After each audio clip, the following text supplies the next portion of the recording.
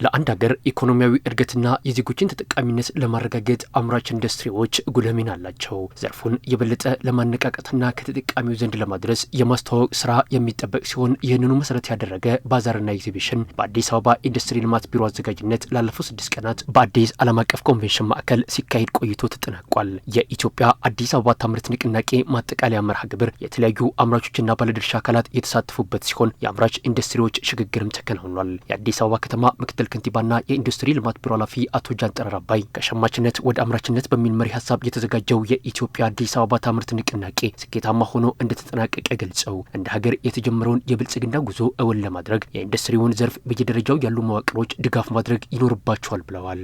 የአዲስ አበባ ከተማ ያሉ ኢንዱስትሪዎችን የክፍለ ከተማ ስራ አስፈጻሚዎች በክፍለ ከተማችሁ ያሉ አምራቾችን አውቃችሁ ደግፋችሁ ወደ ተሻለ ማምረት እንዲደርሱ ካላደረግን የምናስበው የብልጽግና ጉዞ ይሳካል ብሎ የሚታሰብ አይደለም።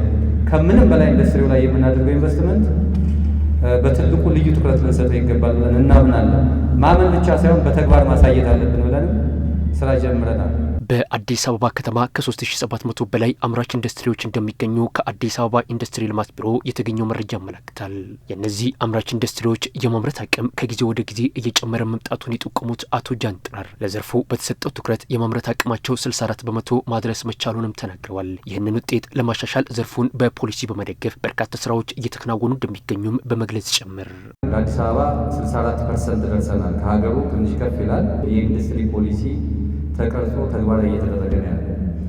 ኢንዱስትሪው ከውጭ ከረንሲ ከማግኘት አንጻር ቅድሚያ የሚያገኝበት አሰራር ስርዓት በፖሊሲ ውስጥ በግልጽ ተመላክቷል። ኢንዱስትሪው በሀገር ውስጥ ግብይት ቅድሚያ ሊያገኝ የሚችልበትን እድልና በግዥ ህጎቻችን እንዲደገፍ የሚያስችል ስርዓት ተዘርግቷል። ይሄ ለኢንዱስትሪያሊስቶች ትልቅ ተስፋ የሚሰጥና የበለጠ እንዲነቃቁ የሚያደርግ መልካም አጋጣሚ አድርገን ወስደዋል። የኢትዮጵያ አዲስ አበባ ታምርት ንቅናቄ የማጠቃለያ ፕሮግራም ላይ የአምራች ኢንዱስትሪዎች ሽግግር የተካሄደ ሲሆን አምራቾች ለተሻለ ውጤት መነቃቃትና መትጋት እንደሚገባቸው አቶ ጃንጥራር ገልጸዋል። ያከናወናቸው ስራዎች ለበለጠ ውጤት እንድንነሳሳ እንጂ በተገኘው ውጤት ላይ የምንረካ ለመሆናችን ገና ብዙ ጅምር ስራዎች እንጂ ያልሰራነው ስራ እንደሚበልጥ እናስባለን። እኛም ቢሮአችንም የጽህፈት ቤት ኃላፊም ሁሉም አመራር ለዘርፉ የሚሰጠው ትኩረት ተጠናክሮ ይቀጥላል። አምራች ኢንዱስትሪዎች በበኩላቸው ካሉበት የአምራችነት ደረጃ ወደ ቀጣዩ የአምራችነት ደረጃ መሸጋገር መቻላቸው ምርቶቻቸውን በስፋት ለማቅረብና ለተሻለ ውጤታማነት እንደሚረዳቸው ተናግረዋል።